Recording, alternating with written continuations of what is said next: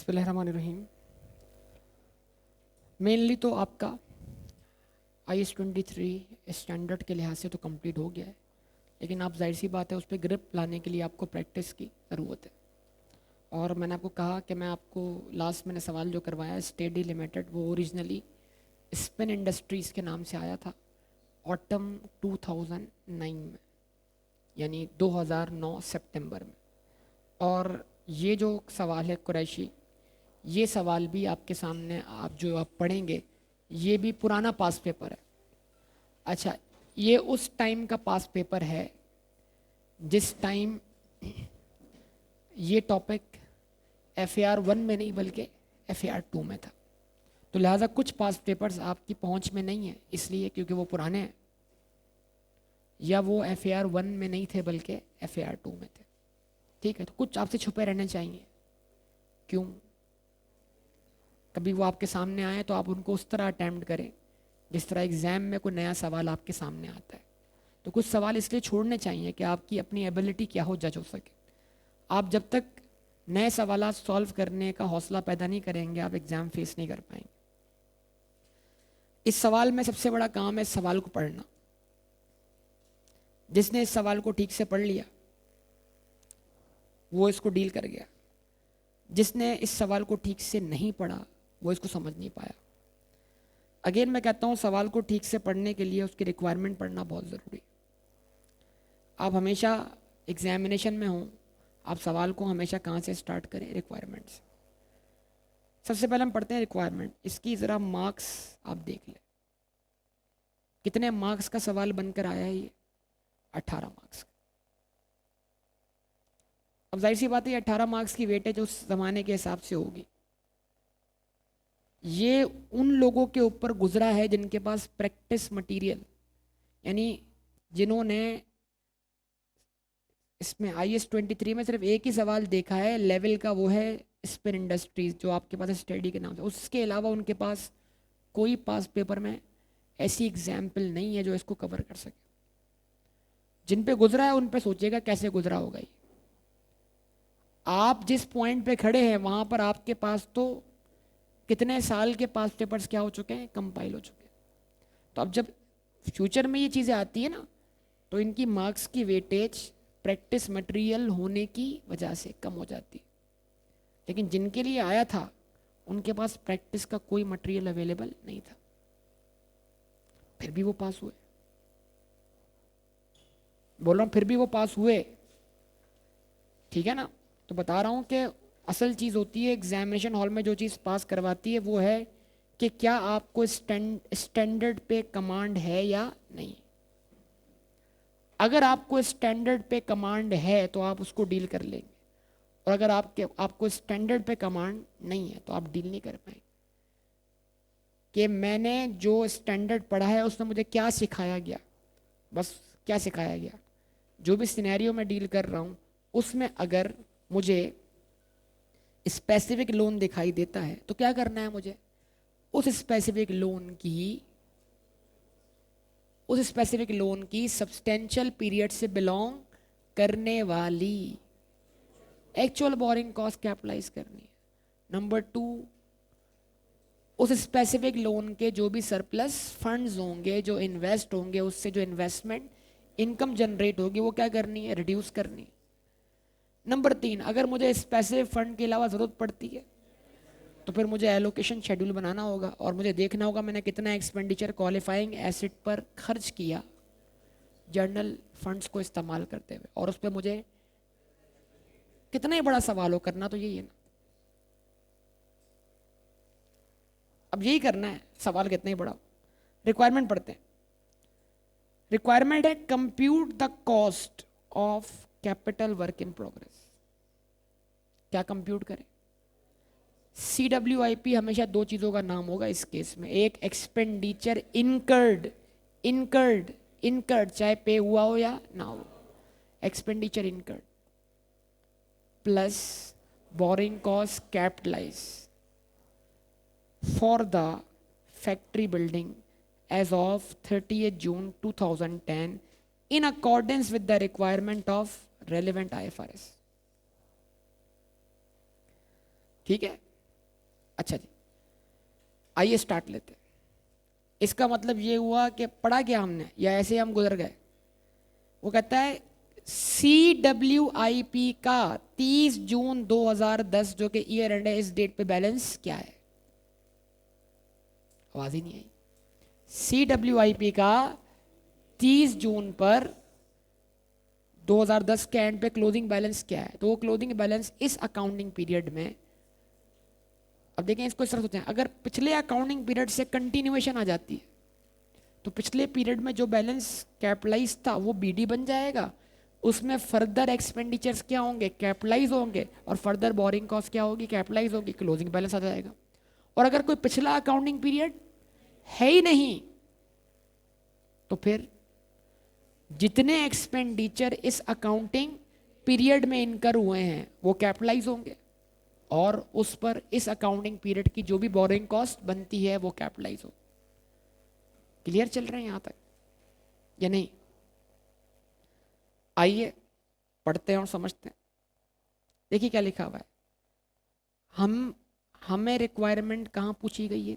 30 जून 2010। तो हमारा year and क्या है? अब सवाल ने हमें कहाँ से कहानी शुरू करवाई है? On 1 July 2009 Qureshi steel limited signed an agreement with park construction limited for a construction of a factory building at a cost of rupees. Contractor से क्या तय पाया है कि वो हमसे 100 मिलियन लेके क्या बना देगा? फैक्ट्री। तो 100 मिलियन क्या होगा? Expenditure on qualifying asset. आज ही खर्च हो गया पूरा, या इसमें से जितना इस अकाउंटिंग पीरियड में इनकर्ड हुआ होगा वो कैपिटलाइज होगा, और बाकी वक्त के साथ साथ कैपिटलाइज होता रहेगा। It was agreed that the factory would be ready for use from 1 जनवरी 2011। एक एक लफ्ज कीमती है, शाबाश। हमारी देखो, कनेक्ट करो, नहीं सोचोगे, प्रोसेस नहीं करोगे, एग्जाम में ही बैठे रहोगे हाथ पे हाथ रखकर, फिर इधर देखोगे मेरा दोस्त क्या कर रहा है, उधर देखोगे।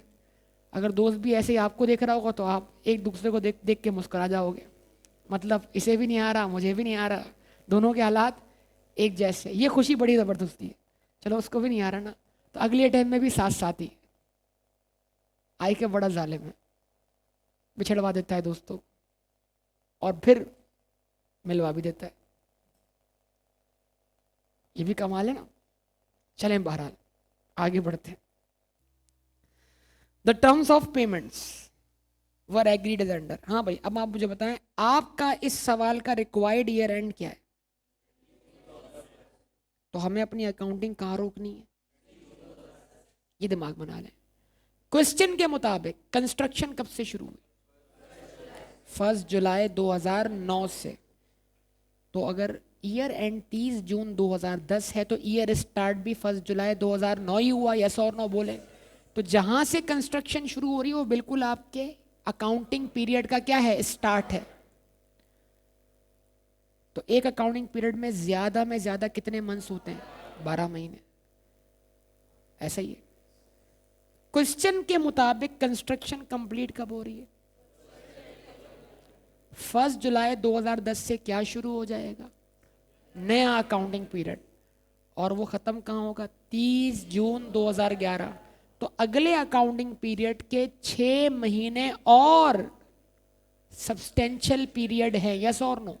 तो इसका मतलब सब्सटेंशियल पीरियड यहाँ पर टोटल 18 मंथ्स का है, जिसके 12 महीने उस अकाउंटिंग पीरियड में फॉल करते हैं जो आपकी रिक्वायरमेंट में मौजूद है, और 6 महीने जिसकी अकाउंटिंग आपसे पूछी।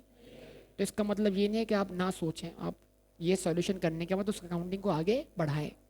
क्योंकि अगर सवाल इस बार यानी ऐसे आया है कि 30 जून पे सवाल रोक दिया गया, तो एक सवाल ये भी तो आ सकता है कि जिसमें 1 जुलाई 2010 पर प्रीवियस पीरियड में कैपिटलाइज बैलेंसेस आपको दे दिए जाए और उसको फिर यहाँ से कंटिन्यू करने के लिए बोला जाए।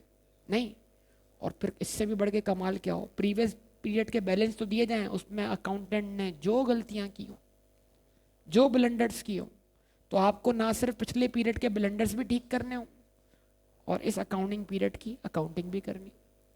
सोचते जाइए बस अब आप कि क्या क्या हो सकता है।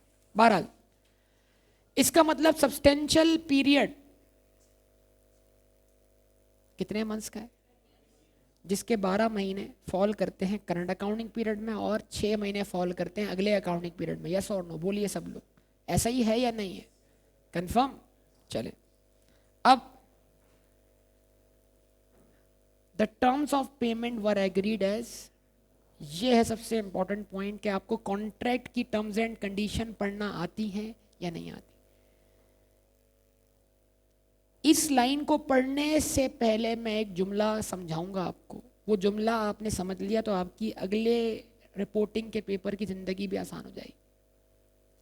उस रिपोर्टिंग के पेपर में एक स्टैंडर्ड है, उसका नाम है IFRS 15। क्या नाम है?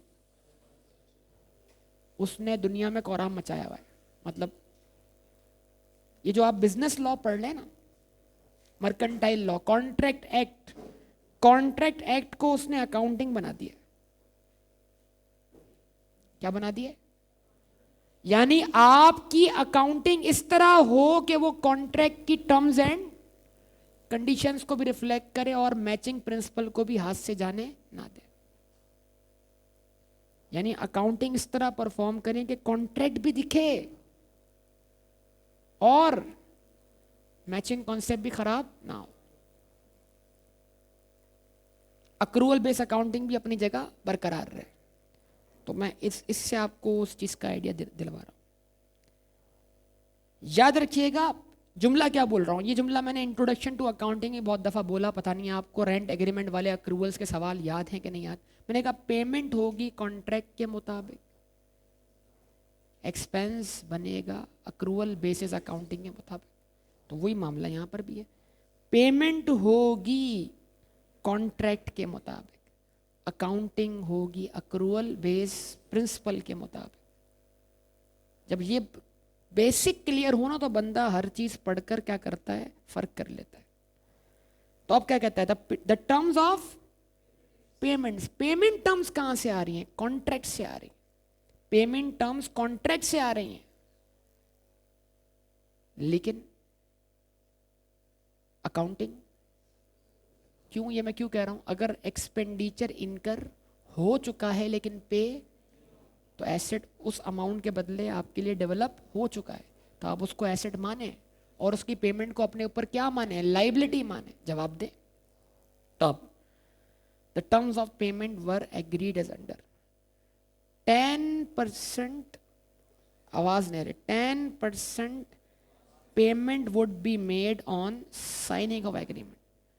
प्रैक्टिकल टेबल पे बैठ जाए, ये आप हैं जिसकी बिल्डिंग कंस्ट्रक्ट हो रही है, ये कॉन्ट्रैक्टर है, कॉन्ट्रैक्टर ने आपको पूरी बिल्डिंग कंस्ट्रक्ट करने की क्या प्राइस कोट की, 100 मिलियन। जब तक आप अपने आप को सिचुएशन वाइज नहीं लाएंगे आप समझ नहीं पाएंगे। सामने वाले ने क्या प्राइस कोट की, आप एग्री कर गए, हाँ चले 100 मिलियन की building, it means total expenditure जो क्वालिफाइंग एसेट पर होगा वो 100 मिलियन का होगा। यस और नो बताइए। 100 मिलियन अब पे कैसे करने? पे करने के लिए टर्म्स एंड कंडीशन तय हो रही है। पहली शर्त, पहली कंडीशन, पहला एग्रीमेंट, टोटल पेमेंट का 10% एडवांस में आज ही पे कर दो बगैर किसी सर्विस के। तो जब आप सर्विस लिए बगैर कोई पेमेंट कर देते हो उसको आप क्या कहते हो, प्री पेमेंट कहते हो। यस और नो बताओ। और मैंने आपको एयरक्राफ्ट की एग्जाम्पल देते हुए बताया था कि अगर आप लोन लेते हो क्वालिफाइंग एसेट के लिए एडवांस पेमेंट देने के लिए, तो वो एडवांस पेमेंट है किसके लिए, तो वो भी क्वालिफाइंग एसेट है, उस पर बोरिंग कॉस्ट क्या होगी, कैपिटलाइज होगी। अगर आपने शुरू की बातें दिमाग में रखी हैं तो ठीक है जी। तो इसका मतलब क्या हुआ, 10% advance payment would be made on signing the agreement, the advance paid. अब होगा क्या, एडवांस, जो एडवांस आपने पे किया, बताओ कितना पे किया, बहुत कम लोग बोल रहे हैं। टोटल एग्रीमेंट कितने अमाउंट का तय पाया, उसमें से कितना एडवांस आज दिया जा रहा है, 10 मिलियन। अब 10 मिलियन का एडवांस सेटल होगा कैसे, कॉन्ट्रैक्टर हमें बिलिंग करेगा, यानी 100 मिलियन का बिल भेजेगा ना। कैसे बिल भेजेगा, मान लें क्वार्टरली भेज रहा है, उसने हमें पहला बिल भेजा मान लो 20 मिलियन का। यानी उसने एक क्वार्टर में जो हमें सर्विसेज दी वो 100 में से कितने मिलियन की थी। तो इसका मतलब हमें एसेट कितने का कंस्ट्रक्ट होके मिल गया। लेकिन हर बिल का जो वो हमें 100 मिलियन के लिए बनाकर भेजेगा उसका 10% क्या हम ऑलरेडी पे नहीं कर चुके। तो अब बताएं हम हर बिल का जो अमाउंट सेटल करेंगे वो पूरा सेटल करेंगे या 90% सेटल करेंगे। तो पेमेंट अब कितनी होगी 90%। क्या ये बात समझ में आती है। तो हमें हर बिल का 10% पे करने की ज़रूरत है या ज़रूरत नहीं है। क्यों ज़रूरत नहीं है क्योंकि वो ऑलरेडी पेड है। वो पहली पेमेंट में हर बिल का टोटल बिल कितने का आएगा 100 का, उसका 10% ऑलरेडी पेड है। तो हर बिल का हम 10% पे करेंगे या नहीं करेंगे। चलिए आगे बढ़ते। The advance paid would be adjusted at 10% of the quarterly bills. Quarterly progress bill, progress work in progress.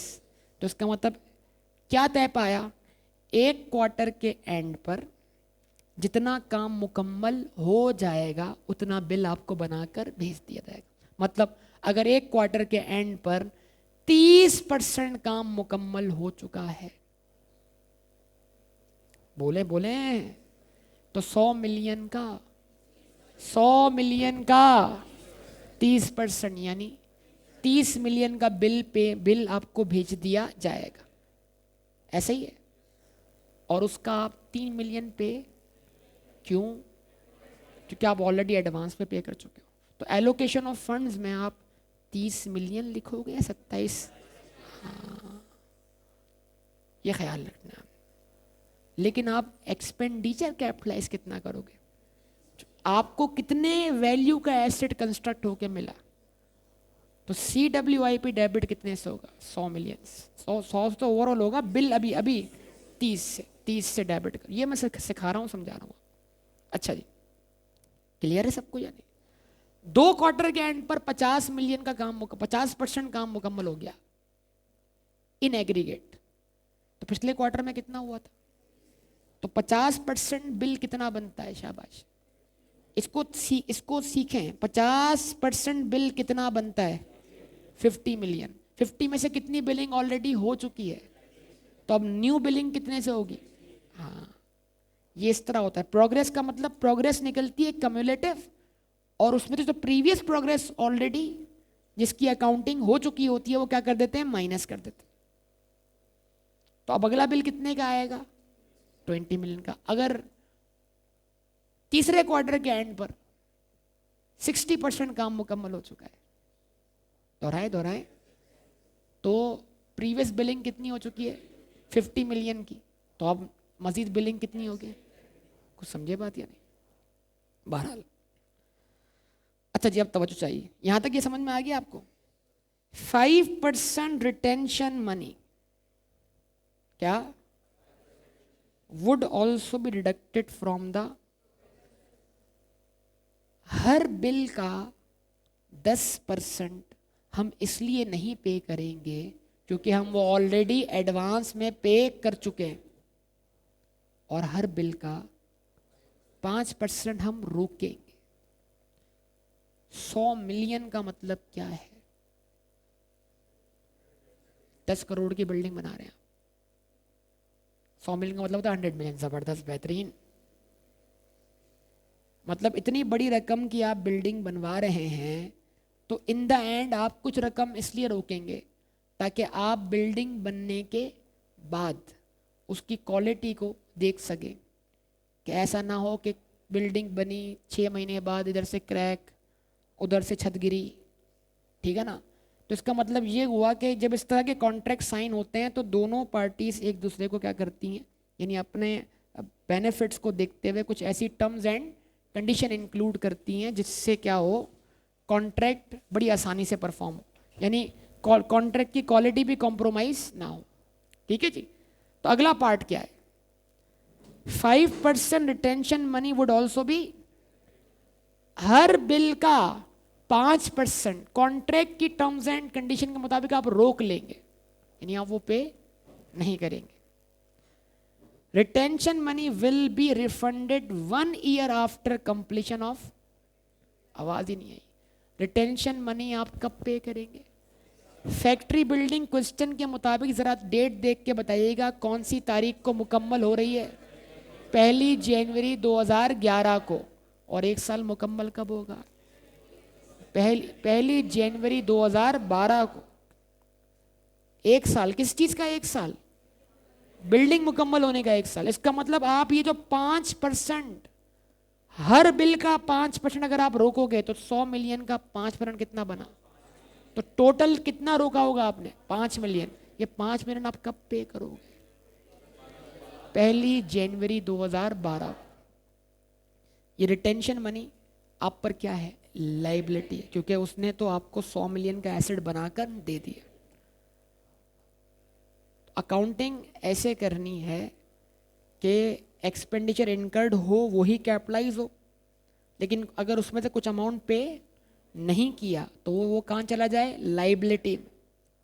ठीक है, चले तीसरी इंपॉर्टेंट बात, progress bill will be raised on last day of each quarter. आपने कहा क्वार्टर खत्म होते ही फौरन बिल लेके मत आ जाना, पैसे इतनी जल्दी डायरेक्ट अरेंज नहीं होंगे। मतलब यानी कि बिल रेज करोगे, 15 दिन का क्या करोगे? वक्त दोगे। फिर हम क्या करेंगे? आपको 15 दिन के अंदर क्या करेंगे? सेटलमेंट करेंगे।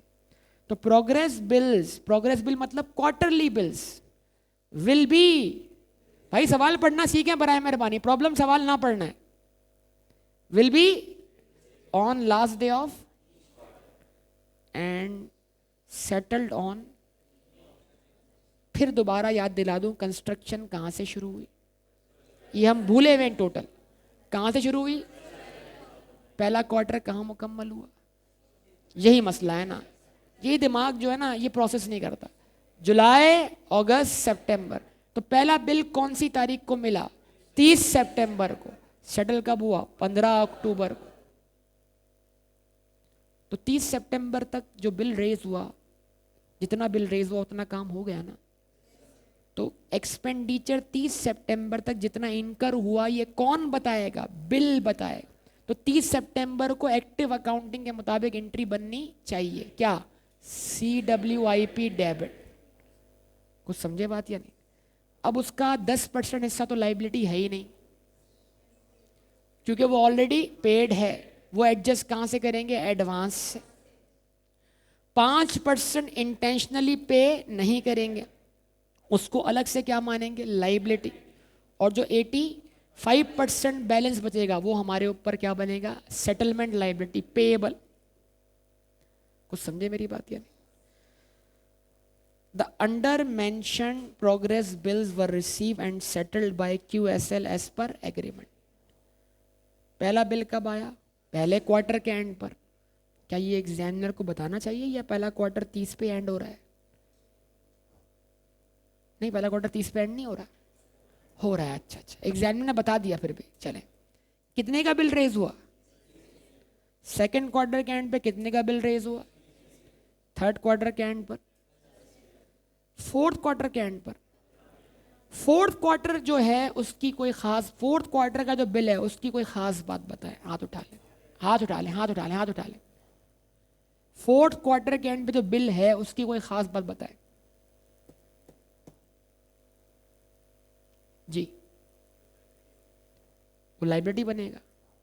सही बात है, लाइबिलिटी, सारे बिल लाइबिलिटी बनेंगे, टेंशन नहीं लो जी।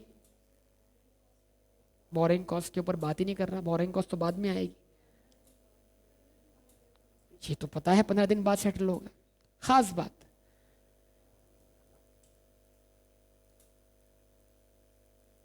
बहुत आसान बात है, बोल भी चुके हैं लेकिन सही अल्फाजों में नहीं बोल रहे। भाई जो 3 बिल हैं वो रेस्ड भी हैं और सेटल्ड भी हैं। ये जो चौथा बिल है ये रेस्ड है, सेटल्ड नहीं। तो इसका CWIP तो डेबिट करना ही होगा, क्योंकि इतना एक्सपेंडिचर इनकर्ड हो चुका है। लेकिन वो इस अकाउंटिंग पीरियड के एलोकेशन ऑफ शेड्यूल में नहीं आएगा, क्योंकि इस अकाउंटिंग पीरियड में पे हुआ ही नहीं है, या हुआ है? कुछ समझे मेरी बात या नहीं? अब मैं चाहता हूं कि ये सवाल को समझना सबसे बड़ा मसला है। अब आप मुझे बताएं टोटल एक्सपेंडिचर क्वालिफाइंग एसेट पे दोबारा बताएं कितना होगा। 100 का 10% कितना होता है। 1 जुलाई को 10 मिलियन की पेमेंट की डबल एंट्री बनाएं आप सब अपने रजिस्टर में। देखो सवाल की रिक्वायरमेंट तो again calculation of borrowing cost और CWIP है, लेकिन मैं चाह रहा हूं कि एक दफा आप तरतीब समझ लें सारी की सारी। रहीम बेटा दीवार से टेक लगा लिया तो आप कहानी एंड हो गई, ठीक है ना। ये आगे आ जाओ तो बेहतर है। आरामदेह कब तक हम जिंदगी को इतना आरामदेह बनाते रहेंगे बताओ जी। 1 जुलाई को बनने वाली एंट्री आपकी जेब से बहुत आसान है। जब भी एंट्री पिक ना हो सबसे आसान जो होता है वो पेमेंट है। पेमेंट हो रही है कि नहीं हो रही, कितनी हो रही है। पेमेंट करने की सूरत में कैश या बैंक डेबिट होगा या क्रेडिट होगा, तो कैश या बैंक क्रेडिट। शाबाश, कितने से 10 मिलियन से। डेबिट क्या करें, CWIP नहीं। इस क्वेश्चन में क्लियर लिखा हुआ है कि ये एडवांस है, ये मसला है। इसको आप डायरेक्टली CWIP ना बोलें, क्योंकि अभी इस पेमेंट के बदले कोई एक्सपेंडिचर इनकर्ड नहीं हुआ। एक्सपेंडिचर इनकर्ड होगा ये पेमेंट करने के बाद, लेकिन यहीं से काम क्या हो रहा है, शुरू हो रहा है। लेकिन जब क्लियरली इसको क्या बोला गया, एडवांस, तो इसको बराए मेहरबानी एडवांस बोले, ताकि इसको हर बिल से एडजस्ट होता हुआ दिखाया जा सके। ये मैंने क्या बोला, अब अकाउंटिंग ऐसे करनी है जो टर्म्स एंड एग्रीमेंट भी शो करे और आपका जो अक्रूवल बेस अकाउंटिंग प्रिंसिपल है वो भी आपके हाथ से ना जाए। तो पहली एंट्री 1 जुलाई को क्या बनाए, क्या एंट्री बनाई, शाबाश बोलें। 1 जुलाई को बोलें 2009 एडवांस डेबिट बैंक क्रेडिट। कैसे निकला ये सर, 100 मिलियन का 10%।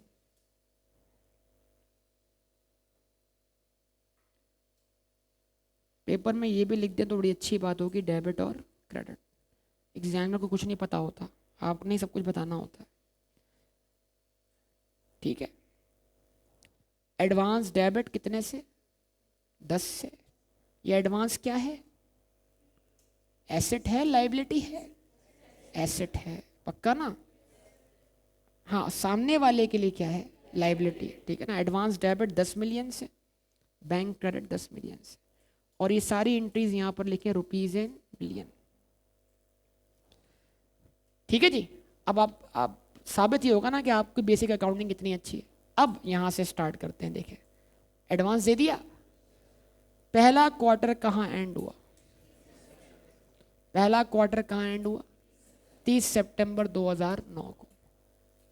तो 30 सितंबर 2009 पर 30 मिलियन का बिल रेज हुआ, मतलब 100 मिलियन में से 30 मिलियन की बिल्डिंग आपके लिए कंस्ट्रक्ट कर दी गई। इसकी डबल एंट्री बना के दिखाएं 30 सितंबर को। दो एंट्री बनाएं इसकी, एक 30 को और एक 15 अक्टूबर को। अगर आपने ये बना ली तो आपके अंदर अपनी एग्जिस्टिंग नॉलेज के मुताबिक न्यू सिचुएशन फेस करना आपको आता है। बताइए 30 को एंट्री क्या बनेगी, और 15 को तो पेमेंट की एंट्री बनेगी ना, सिंपल सी बात है। नहीं, सब पार्टिसिपेट करें, शाबाश।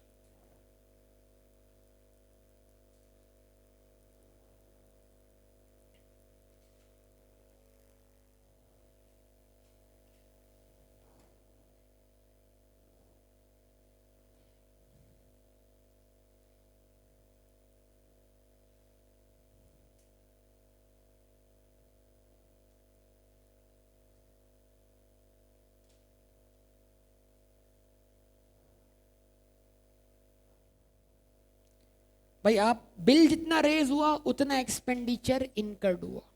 आवाज नहीं आ रही, बिल जितना रेज हुआ उतना एक्सपेंडिचर इनकर्ड हुआ। तवज्जो, अब आपके सामने मैं रख रहा हूं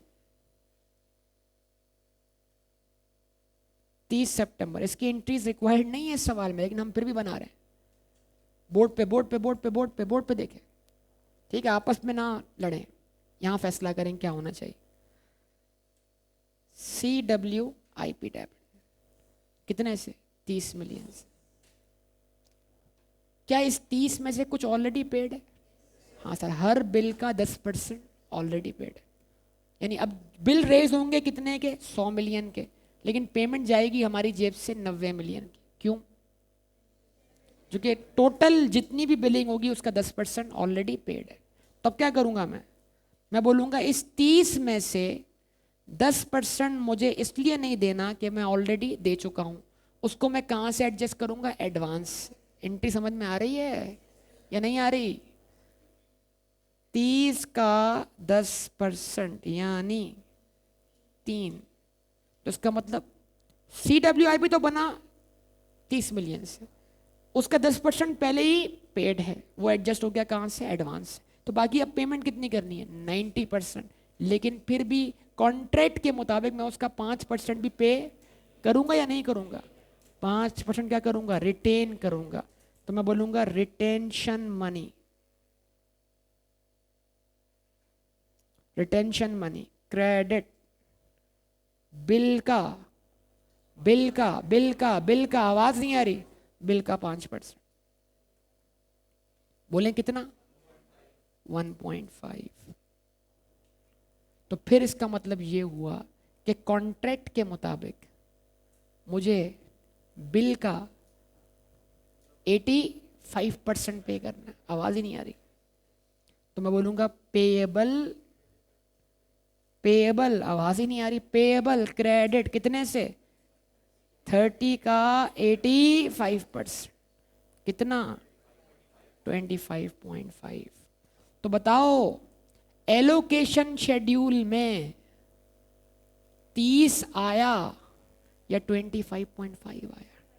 फंड्स कितने देने पड़े? फंड्स कितने इस्तेमाल हुए? 20। लेकिन एक्सपेंडिचर तो इनकर कितना हुआ? ये फर्क करना, ये तमीज करना बहुत जरूरी। पॉइंट समझ में आया? क्वालिफाइंग एसेट पे खर्चा कितना हुआ? 30 का। उस 30 का 10% ऑलरेडी पेड है। कहां से एडजस्ट हुआ? एडवांस से। 5% हमने रोक लिया है। पेमेंट कितनी करनी है? 85%। ठीक है, पक्का? अब आई कैप की ट्रिक समझो। आई कैप दिमागों से खेलता कैसे है। ये वाला सवाल बनाकर उसने इस जैसे आगे के पास पेपर में 3 से 4 सवाल और बनाए, इस ट्रेंड पे रिपीट किए। इस सवाल में एंट्री रिक्वायर्ड नहीं है, कैलकुलेशन। लेकिन जिस दिन सवाल आया था ना, उस दिन से मैंने एंट्री बनवाना शुरू की थी, और मैंने कहा था मुस्तकबिल में एंट्री आएंगी, और एंट्री आई। लेकिन जब एंट्री वाला सवाल आया तो उसने पता क्या किया? सवाल को थोड़ा मॉडिफाई किया। सवाल यही था, उसने बिल के बजाय प्रोग्रेस पेमेंट दिखाई। सब कुछ वही रखा, और उसने बोला आपने फलां तारीख को ये पे किया, फलां तारीख को ये पे किया, फलां तारीख को ये पे किया। और वो प्रोग्रेस पेमेंट जो थी वो बिल के बराबर नहीं थी, बल्कि बिल का 80। तो करना क्या था? जो पेमेंट थी उसको 0.85 से डिवाइड करके CWIP निकालना था। क्योंकि CWIP, देखो पेमेंट तो हो रही है एडवांस और रिटेंशन मनी को एडजस्ट करने के बाद, लेकिन फिर बिल कितनी, इट मींस उस सवाल में उसने बिल नहीं बताया बल्कि पेमेंट बताई। लेकिन सवाल बिल्कुल इसी पैटर्न पे था, और सवाल ये कह रहा था कि आपका जो बिल रेज होगा आप उसका 10% एडवांस से एडजस्ट करने के बाद उस बिल को क्या करोगे? पे करोगे। तो उसने पेमेंट दिखाई, तो पेमेंट 100% हो या 90%? तो आप जो पेमेंट हो इसको 0.9 से डिवाइड करो, ताकि बिल की वैल्यू पता लग जाए, और जो बिल की वैल्यू है उसको आप क्या करो? कैपिटलाइज करो। सवाल इतना मॉडिफाई कर दिया उसने कि ना चाहते हुए भी एग्जाम में बैठे हुए स्टूडेंट्स क्या करते हैं? गलतियां करते हैं। क्योंकि हम होशो हवास में रहते हुए तो एग्जाम में सवाल पढ़ते ही नहीं है। हमें तो लगता है अरे ये तो वो वाला सवाल आ गया, ये तो प्रैक्टिस में था। ये देखकर तो खुशी बढ़ जाती है कि यार ये तो प्रैक्टिस वाला सवाल आ गया, चलो घुमा दो। और वो प्रैक्टिस वाले सवाल में ही उसको मॉडिफाई करके आपसे कितनी मिस्टेक करवाता है। इट मीन्स बहुत सारे बच्चे जो एग्जामिनेशन हॉल में जिस सवाल को सही समझ के आए होते हैं, को सही करके आए हैं, उसमें वो बेतहाशा मिस्टेक्स करके आए होते हैं। बहरहाल ये आपके सामने, ये पहली एंट्री बन गई, शाबाश। अगली एंट्री, अगली एंट्री 15 अक्टूबर को एंट्री क्या है? बिल की सेटलमेंट की। आवाज नहीं आई। सेटलमेंट कितने अमाउंट से हो रही है? 85% अमाउंट से। ठीक है जी। क्या एंट्री बनाऊं? जबरदस्त, पेबल डेबिट बैंक क्रेडिट 20। अब अगर वो लकीर का फकीर अकाउंटेंट होगा तो फिर क्या करेगा? वो इस 25.5 को कैपिटलाइज करेगा। वो ये वाली एंट्री का कर जाएगा, ओमिट कर जाएगा। जो पे किया वो रिकॉर्ड किया, और जो पे नहीं किया वो रिकॉर्ड। ये सिचुएशन अगर आपने डील कर ली तो आप एडजस्टमेंट्स कर पाएंगे। अगर आप शुरू से सारी अकाउंटिंग कर रहे हैं तो आप प्योर एक्टिव अकाउंटिंग करेंगे, उसमें आप कोई चीज़ ओमिट नहीं करेंगे। लेकिन अगर आपको किसी की अकाउंटिंग परफॉर्म करके दी जा रही है और बताया जा रहा है कि उसने क्या क्या किया, तो उसने तो सिर्फ ये किया है। उसने एंट्री बनाई होगी बैंक क्रेडिट CWIP डेबिट, कितने से? हाँ, ख्याल रखिएगा। फिर आपने उसको क्या करना होगा? एडजस्ट करना होगा। तो सिचुएशन फेस करना सीखें, बराए मेहरबानी, भागे मत। कुछ नहीं होगा जब तक आप नई नई वैरायटी डील नहीं करेंगे, तब तक आप एग्जाम के लिए तैयार नहीं होंगे। यहां तक हो गया? हाँ भाई, अगला प्रोग्रेस बिल शाबाश कब आ रहा है? भाई आवाज ही नहीं आ रही आप लोगों की। सर हमें क्या पता कब आ रहा है? सर सवाल तो हमारे पास है ही नहीं ना। सवाल तो आपने स्क्रीन पे लगाया हुआ है, हमारे पास कहाँ सवाल है? भाई सवाल आपकी पहुंच में नहीं, क्या करें? अगला बिल कब आ रहा है? दिसंबर 31 को। क्वार्टरली प्रोग्रेस बिल है, तो अगला क्वार्टर कहाँ खत्म हो रहा है ये बोल देते काफ़ी था वैसे। कितने अमाउंट से आ रहा है? 20 मिलियन से। 20 मिलियन से आ रहा है। चले, तो अब 31 दिसंबर 2009 को एक एंट्री फिर बनाएंगे। क्या? शाबाश, सब बोले, सब बोले। CWIP डेबिट, कितने से? 20 मिलियन से। बिल रेज हुआ 20 मिलियन का, क्वालिफाइंग एसेट कंस्ट्रक्ट हुआ 20 मिलियन से। ठीक है, अब पे 20 करना है या इस 20 का 10%? दो एडवांस में ही पेड है, यस और नो? तो उसको कहां से एडजस्ट करें? एडवांस से। एडवांस क्रेडिट कितने से? 20 का 10%। जवाब दें। रिटेंशन,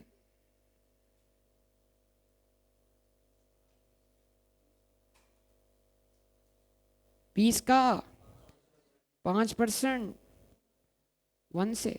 तो पेबल कितने से क्रिएट हुआ? पेबल कितने से क्रिएट हुआ? 17 से। सेटलमेंट डेट क्या होगी? 15 दिन बाद, 15 जनवरी 2010। आवाज नहीं आई सर। क्या एंट्री बनाए सर? इसमें मैंने लोन रिसीव करने की और लोन, वो अगला पार्ट मैंने पढ़ा ही नहीं है, तो इसलिए मैं उसको कंसीडर नहीं कर रहा। मैं आपको एलोकेशन ऑफ शेड्यूल बनाने के लिए ये एंट्री सिखा रहा हूँ, ताकि आपका एलोकेशन ऑफ शेड्यूल बिल्कुल ठीक से बन जाए। ठीक है ना? अगली एंट्री पेबल डेबिट, कितने से? 17 से। और बैंक क्रेडिट कितने से? 17 से। अगला बिल कब रेज हुआ? शाबाश, जल्दी से। 31 मार्च 2010 को।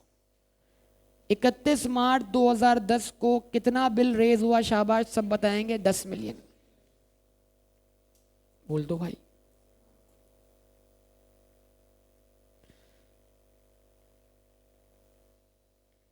CW, आवाज ही नहीं आ रही। CWIP डेबिट कितने से? 10 मिलियन से।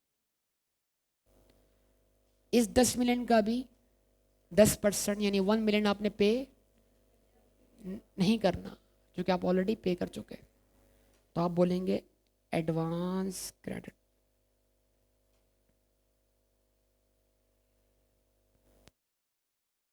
और शाबाश बोलिए।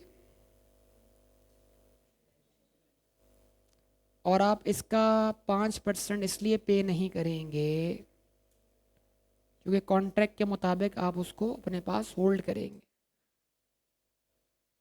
10 का 5%। बोले 0.5 मिलियन, तो फिर आपके ऊपर लाइबिलिटी कितने से रेज हुई? 10 के 85%। कितना हुआ शाबाश? 8.5। फिर ये आप सेटल कब करोगे? 15 अप्रैल को।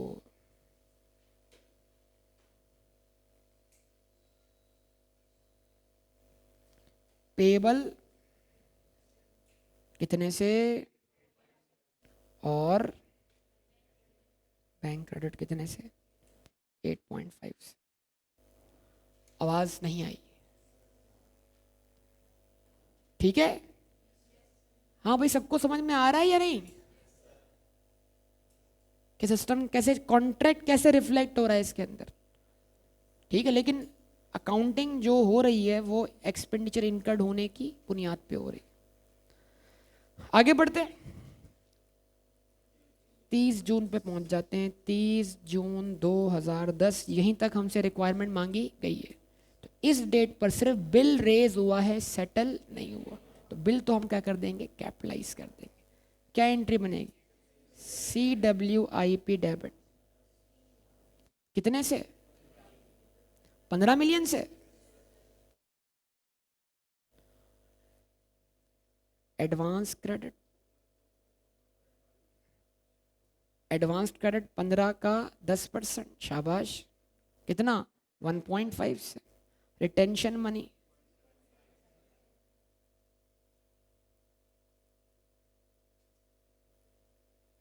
पंद्रह का 5%, बताएं सब लोग? 0.75। और पेएबल, पेएबल है 15 का 85%, 12.75। मैंने क्या बोला था? आखिरी बिल की खास बात बताएं। आखिरी बिल की खास बात यह है कि वो रेस तो है लेकिन सेटल नहीं है। इसका मतलब 3 बिल साल में रेस भी हुए, कैपिटलाइज भी हुए, सेटल भी हो गए। अगर आज की डेट पे क्या मांगी जाए? स्टेटमेंट ऑफ फाइनेंशियल पोजीशन, तो उसमें एक्सपेंडिचर इनकर्ड इन 4 बिल्स के सम के बराबर होगा। 30 प्लस 20 प्लस 10 प्लस 15, टोटल कितना हुआ?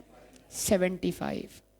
तो CWIP का टोटल बैलेंस एक्सपेंडिचर का प्लस बोरिंग कॉस्ट कैपिटलाइज अभी तक हमने नहीं की, ठीक है जी। लेकिन 3 बिल्स रेज्ड भी हैं और सेटल्ड भी हैं, तो फिर ईयर एंड पे जो लाइबिलिटी नजर आएगी वो तीसरे बिल की नजर आएगी। कितनी? कितनी? 12.75। हाँ, रिटेंशन मनी जितनी भी जमा हुई है वो भी लाइबिलिटी में नजर आएंगी। यस और नो? एडवांस पूरा सेटल हो गया, ये एडवांस भी कुछ सेटल होना बाकी है, जो कब सेटल होगा? फ्यूचर बिल्स में। तो एडवांस बना था 10 से, और जरा दिमाग चलाना है। टोटल बिल कितने रेज हो चुके हैं? 75 मिलियन के। 75 का 10% बनता है 7.5। तो 10 मिलियन के एडवांस में से 7.5 मिलियन का एडवांस सेटल हो चुका या नहीं? तो कितना एडवांस स्टिल आपका सप्लायर के पास पड़ा हुआ है, और वो कैसे सेटल होगा? फ्यूचर बिल्स के जरिए। तो वो 2.5 आपके लिए क्या है? एसेट है। पक्का? कंफर्म? तो ये सब कुछ सोचना चाहिए। अगर अचानक से एग्जामिनर इसी में बोल दे बना दो SOFP, बन जाएगी? फिर सवाल यही है ना। ये जो मैंने एंट्रीज बनाई है ना, जस्ट ये एलोकेशन ऑफ शेड्यूल के लिए बनाई है, ताकि आपके लिए चीज़ें आसान हो जाएं, और क्या क्या बैलेंस कहाँ नज़र आने चाहिए। अब क्वेश्चन पूरा सिंपल है, आसान है। फिल वक्त में इस लाइन को नहीं पढ़ता, इसको भी समझा दूंगा, मसला नहीं है। मेन टॉपिक पे आते हैं। मेन टॉपिक क्या है हमारा? देखें, the cost of the project has been finance through the following sources. बहुत तवज्जो, एक एक बात अहम। हाँ भाई, हो गया? मोबाइल फ़ोन यूज़ हो गया? अरे यार, खुदा का वास्ता छोड़ दो इसको यार। पहली पेमेंट कौन सी तारीख को हुई? माशाल्लाह, 30 सितंबर को। एंट्री देखें, पहली एंट्री में बैंक क्रेडिट कौन सी तारीख को कर रहे हो यार? तो पहली पेमेंट एडवांस की हुई कि नहीं हुई? मैंने थोड़ी बोला पहला प्रोग्रेस बिल कब सेटल किया, मैंने बोला पहली पेमेंट कब हुई। तो पहली बार पैसों की जरूरत कब पड़ी, और बोलो भाई 1 जुलाई को। 1 जुलाई को देखो कौन से फंड्स, कौन से रिसोर्सेज अवेलेबल है। ये प्रॉब्लम है इस सवाल का, डेटा इतना ज्यादा है बिखरा हुआ कि हम उसको हैंडल नहीं कर पा रहे। बताओ पहली पेमेंट आपने कब की है, वहीं से आपका सब्सटेंशियल पीरियड क्या हो रहा है, शुरू हो रहा है। यस और नो बोलिए। क्वेश्चन के मुताबिक तवज्जो, अब इस सवाल से बहुत सारी आने वाले फ्यूचर पास्ट पेपर्स की बातें समझा रहा हूं मैं आपको, अगर आप डील कर गए बेहतरीन। The cost of the project, इस प्रोजेक्ट के पैसे पे करने के लिए पैसा कहां से आया। इशू ऑफ शेयर्स क्या होते हैं, लाइबिलिटी होते हैं, इक्विटी होते हैं। कितने मालियत के शेयर्स इशू किए, तो इसका मतलब इस प्रोजेक्ट को फाइनेंस करने के लिए आपने लोन नहीं लिया बल्कि शेयर्स इशू किए। शेयर्स के जरिए आपको कितना पैसा मिला, तो 15 मिलियन हो गया स्पेसिफिक फंड। आवाज नहीं आ रही, 15 मिलियन क्या हो गया। लेकिन इस स्पेसिफिक फंड का प्रॉब्लम क्या है, इसके ऊपर कोई बोरिंग कॉस्ट एग्जिस्ट नहीं करते। तो इसको एलोकेशन ऑफ फंड में दिखाना है, लेकिन कोई बोरिंग कॉस्ट कैपिटलाइज नहीं करनी, क्योंकि ये हमने इक्विटी फाइनेंसिंग की है, और इक्विटी फाइनेंसिंग के ऊपर कोई बोरिंग कॉस्ट एग्जिस्ट। यहां तक कि अगर एग्जामिनर आपको तंग करने के लिए डिविडेंड का रेट भी कोट कर दे, तो dividend is not cost of liability, it is cost of equity. हाँ, इसकी जगह लिखा होता रिडीमेबल प्रेफरेंस शेयर, तो उसको हम इक्विटी नहीं मानते, और उस पर मौजूद डिविडेंड को हम डिविडेंड नहीं मानते, इंटरेस्ट मानते हैं। तो फिर वो बोरिंग कॉस्ट के तौर पे क्या होता, कैपिटलाइज होता। जाग जाइए प्लीज। बाय द वे, ये फंडिंग आपके पास अवेलेबल कब हुई है, और आप पहली पेमेंट कर कब रहे हैं, इसका मतलब पहली पेमेंट करते वक्त ये फंड तो मौजूद था या नहीं था, नहीं था। The company has been following a policy of paying dividend of, कितना डिविडेंड पे करते हैं। Dividend is not cost borrowing cost, dividend is cost of equity, dividend borrowing cost नहीं है, तो लिहाजा इसका कैपिटलाइज होने से कोई ताल्लुक नहीं है। फिर करना क्या है सर, इसको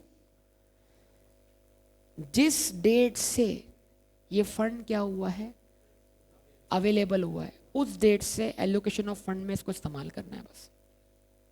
सर एक सवाल है सर ये भी तो स्पेसिफिक फंड है, लोन नहीं है, लेकिन फंड है, स्पेसिफिकली इस प्रोजेक्ट के लिए शेयर इशू किए, तो स्पेसिफिक फंड तो हुआ ना, कैश या बैंक टू डेबिट हुआ।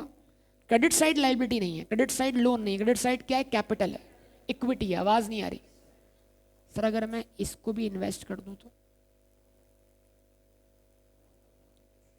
अगर मैं इसको भी, जागो सोचा करो, एक्टिव नहीं हो आप लोग बिल्कुल भी। अगर मैं इसको भी इन्वेस्ट कर दूं तो फिर इन्वेस्टमेंट इनकम होगी, हाँ होगी।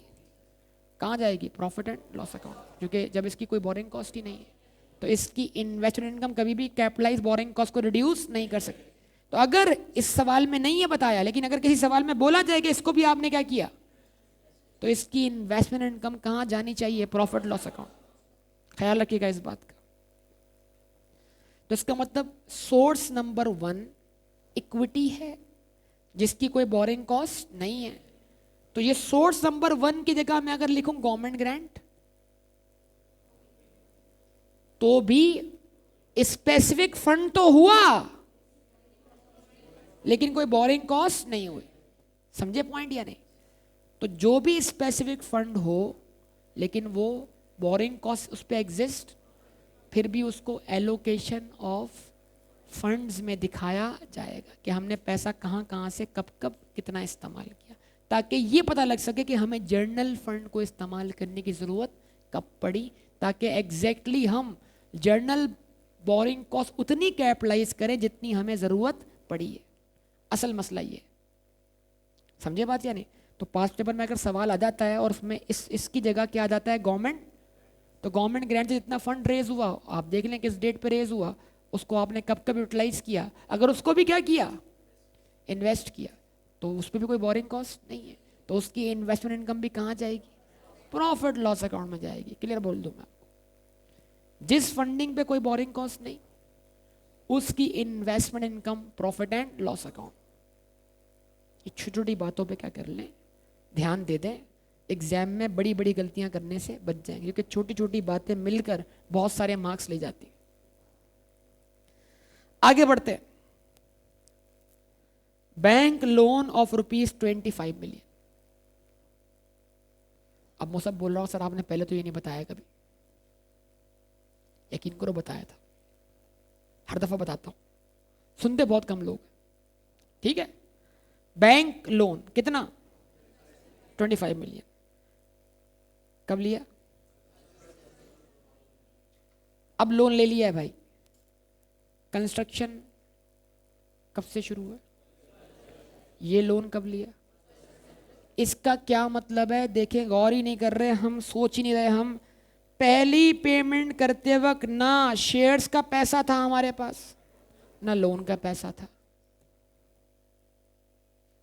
ये अगर पढ़कर किसी को नजर नहीं आ रहा तो आप बेमकसद पढ़ रहे हो, आप सवाल सॉल्व करने की नीयत से नहीं पढ़ रहे हो। बैंक लोन कितना रेस किया, कौन सी तारीख को रेस किया, पहली पेमेंट कब की, तो इसका मतलब ये फंड उस वक्त अवेलेबल नहीं था। The loan carries markup of the principal is repayable in 5 half yearly equal instalments of rupees. वही कहानी जो स्टडी में थी कि 25 मिलियन के लोन में से आप 5 मिलियन हर 6 महीने के एंड पे क्या करोगे, पे करोगे। अलोंग विद इस 5 मिलियन के साथ आप क्या पे करोगे, इंटरेस्ट भी पे करोगे। कमेंसिंग फ्रॉम, सर ये पता नहीं क्या लिखा हुआ है, कौन सी जबान है ये, मैं पढ़ रहा हूं तो आपको लग रहा है हाँ समझ में आ रहा है, आप पढ़ोगे तो फिर ये तो मसला खराब हो जाएगा। क्या कमेंसिंग, रीपेमेंट। बस ये अंग्रेजी अगर ठीक हो जाए ना हमारी, टूटी फूटी भी हो लेकिन ठीक हो तो बट कमाल है बस। क्या कमेंसिंग, क्या कमेंसिंग, रीपेमेंट कब से शुरू होगी। तो यार लॉजिकल बात है ना, लोन कब लिया, पहले दिसंबर को, दिसंबर से लेकर, दिसंबर 1 महीना हो गया, जनवरी फरवरी मार्च अप्रैल में 6 महीना हो गए, तो 31 मई को इस लोन को लिए हुए कितना वक्त हो गया। तो पहली प्रिंसिपल पेमेंट 5 मिलियन की क्या हो गई, ड्यू हो गई। फिर वही वाला कॉन्सेप्ट, क्या 31 में सब्सटेंशियल पीरियड है, सब्सटेंशियल पीरियड के दौरान ही स्पेसिफिक लोन को रीपे करने का वक्त आ गया है, उस पे इंटरेस्ट को भी रीपे करने का वक्त आ गया है, यस और नो। तो अगर during the substantial period specific loan का प्रिंसिपल और इंटरेस्ट क्या होता है, रीपे होता है, तो उसे भी एलोकेशन ऑफ शेड्यूल में दिखाया और उस पर भी। ये सब कुछ हम नहीं सोच रहे। देखो मेरी पूरी क्लास सिर्फ सवाल पढ़ने और समझाने में गई, अब ये देख लो। लोन प्रोसेसिंग चार्जेस कितने, स्टडी वाले सवाल में परसेंटेज में थे, इसमें अमाउंट में है। अब जिसने रट्टा लगाया होगा वो एग्जाम में 0.5% लगा के आते, यकीन करें लगा के आते। रट्टा इतना मजबूत है, प्रैक्टिस रट्टे वाली इतनी मजबूत है कि वो ये बोलेगा परसेंटेज 0.5। अब ये बोल रहा है ₹0.5 मिलियन, आधा मिलियन, 5 लाख रुपए। 5 लाख रुपए क्या, 25 में से 0.5 क्या कर दें, माइनस कर दें। लाइबिलिटी कितनी क्रिएट हुई, 25 की। फंड्स कितने अवेलेबल हुए, और इस 0.5 को भी आप बोरिंग कॉस्ट मानकर क्या कर दें, कैपिटलाइज करें। तो लोन रिसीव करने की डबल एंट्री कौन बताएगा, हाथ उठा ले। अभी भी इतनी क्या कहते हैं, लोन रिसीव करने की, लोन का पैसा आने की और लाइबिलिटी क्रिएट होने की डबल एंट्री। अरे राव साहब क्या बात है जी, बिस्मिल्लाह। Bank debit, loan credit. भाई मैं इस केस की एंट्री पूछ रहा हूं, जनरल एंट्री थोड़ी पूछ रहा हूं। वैसे इस केस में क्या एंट्री बनेगी राव साहब। राव साहब ने कहा सर ये भी कोई सवाल है, बैंक डेबिट लोन क्रेडिट। बेहतरीन राव साहब, कितने से पैसा कितना आया, 25 से पैसा आया, और लाइबिलिटी कितने से क्रिएट हुई, 25 मिलियन लाने के लिए आगे देना कितना पड़ा, तो 0.5 गया भी ना राव साहब, उसको भी भेजें आप वापस। नहीं नहीं, 0.5 से क्या करें?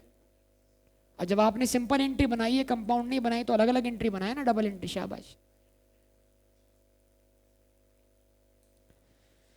अगर आप दो एंट्रीज बनाते हैं, बैंक डेबिट 25 मिलियन से, लोन क्रेडिट 25 मिलियन से, लेकिन ये 25 मिलियन जेब में लाने के लिए आपको 0.5 मिलियन पे भी करने पड़ेगा। बैंक क्रेडिट 0.5 से, CWIP डेबिट 0.5 से, तो इसकी कंपाउंड एंट्री।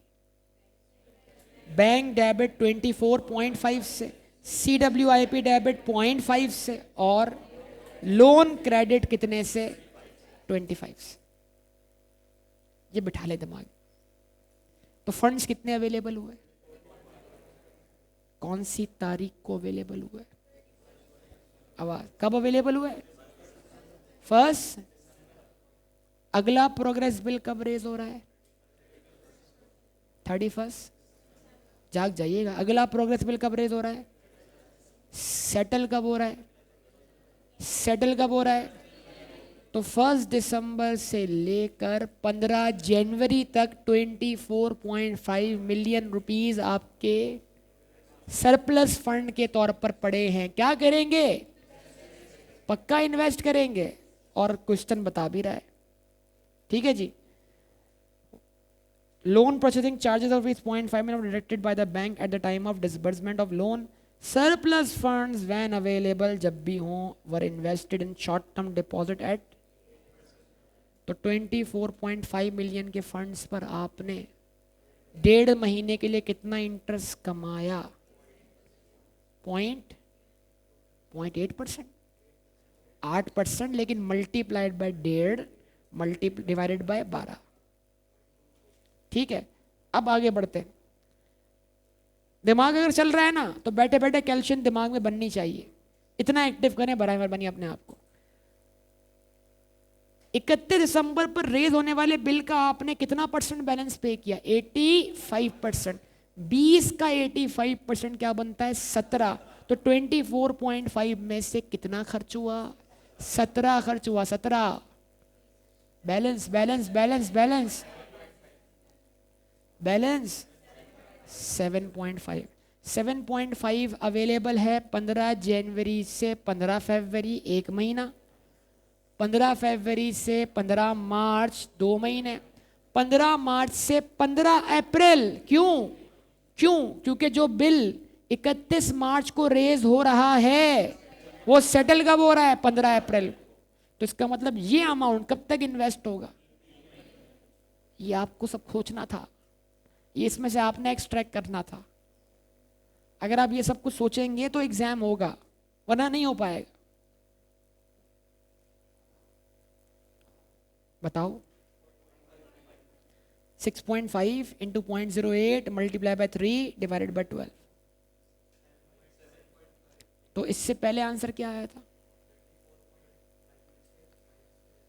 नहीं, इससे पहले 24.5, 0.25 वो, और ये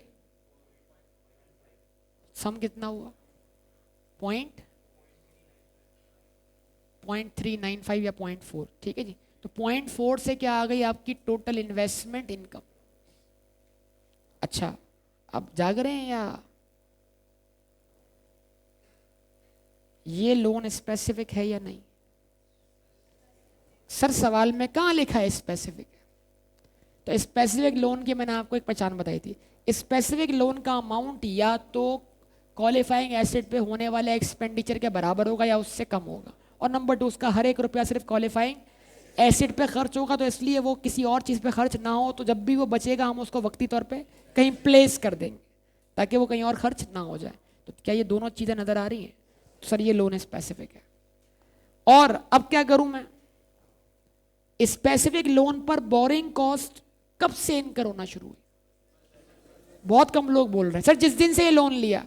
क्या 1 दिसंबर सब्सटेंशियल पीरियड में फॉल करता है? हाँ सर, वो तो जुलाई से शुरू हो गया था। दिसंबर से लेकर मई तक की एक्चुअल बोरिंग कॉस्ट निकलेगी 25 मिलियन पर। आवाज ही नहीं है बेटा। कितने परसेंट से? 13% से। 25 मिलियन का 13%। जवाब ही नहीं है।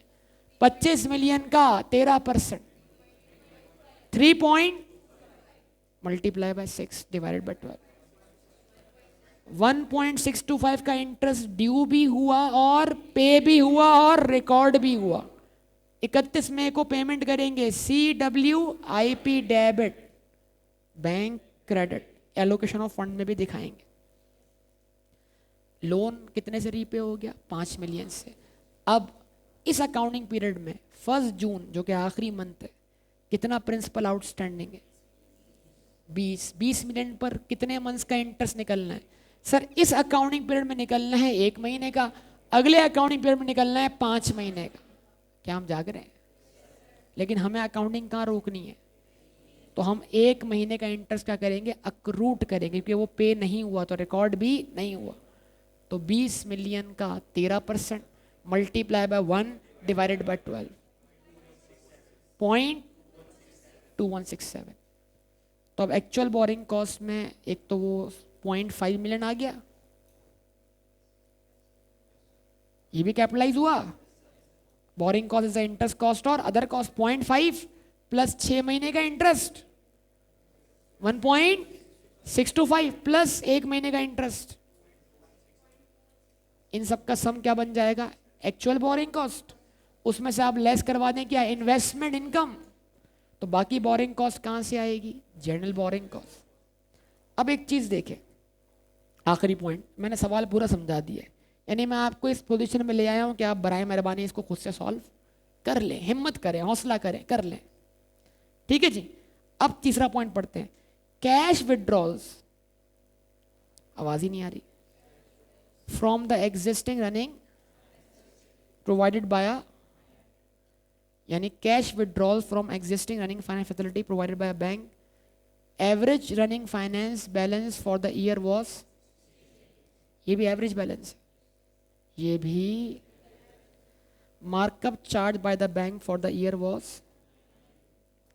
तो इसका इंटरेस्ट रेट मालूम करने के लिए आपको क्या करना है? इस 9 मिलियन को डिवाइड करना है 60 से। क्यों? क्योंकि दूसरा तो कोई लोन, कोई जनरल लोन नहीं है, यही जनरल लोन है। देखो आप जब भी इस पहले पॉइंट को पढ़ रहे हो तो पहले पॉइंट को पढ़ते हुए आपने ये लाइन पढ़ के इस फर्स्ट से कनेक्ट कर ली, लेकिन जब आप इसकी गहराई में गए तो आप उसके बाद भूल गए ऊपर कोई लाइन भी थी, बस आपने सेकंड पॉइंट को आइसोलेट करके पढ़ा। बराए मेहरबानी इस लाइन को इससे भी जोड़ें, इस लाइन को इससे भी जोड़ें, इस लाइन को इससे भी जोड़ें। अब इस लाइन को पढ़ें, the cost of the project has been financed through the following sources. उसमें तीसरी सोर्स कौन सी है? तो सोर्स 1 कब से अवेलेबल हुई? 1 सितंबर से। सोर्स 2 कब से अवेलेबल हुई? तो 1 जुलाई को पेमेंट करने की सोर्स कौन थी? General borrowing. तो जो पहली 10 मिलियन की पेमेंट है वो कहाँ एलोकेट होगी? जनरल फंड को। उसके बाद जैसे ही स्पेसिफिक फंड अवेलेबल होंगे वहां से पेमेंट होती जाएगी, और फिर जब ये स्पेसिफिक फंड टोटली एग्जॉस्ट हो जाएंगे तो वापस से हम कहाँ शिफ्ट हो जाएंगे? जनरल फंड्स की तरफ।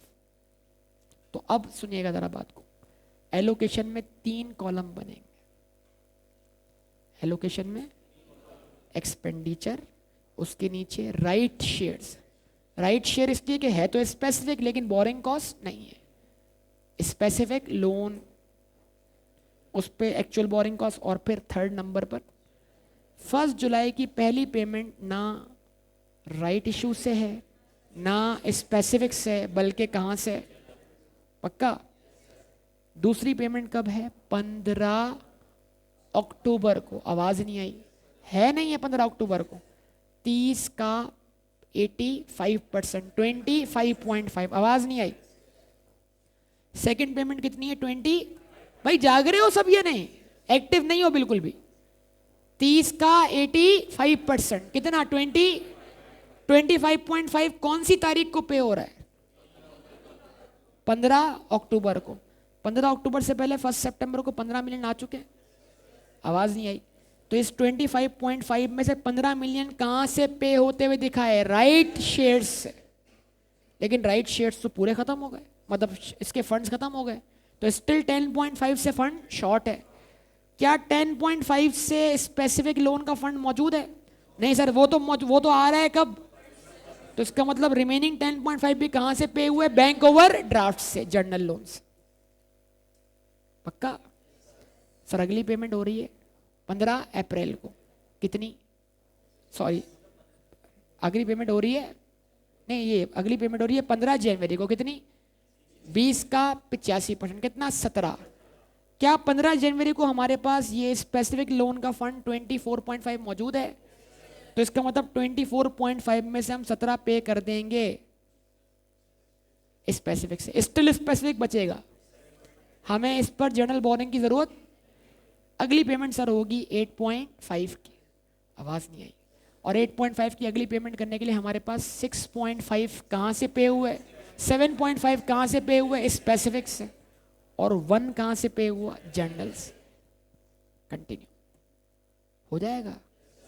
CWIP का बैलेंस निकाल लेंगे, देख लें, कोशिश कर लें। मैंने तो समझा दिया, अगली क्लास में आकर अब पहले CWIP का बैलेंस निकालें। एंट्रीज तो तकरीबन कंप्लीट है, उसमें आप चाहें तो इंटरेस्ट के कैपिटलाइज होने की एंट्रीज बना सकते हैं, वो कंप्लीट कर लें। नंबर 3, SOCI और SOFP बना के दिखाते हैं। अगर ये कर दिया तो बेहतरीन काम हो जाएगा।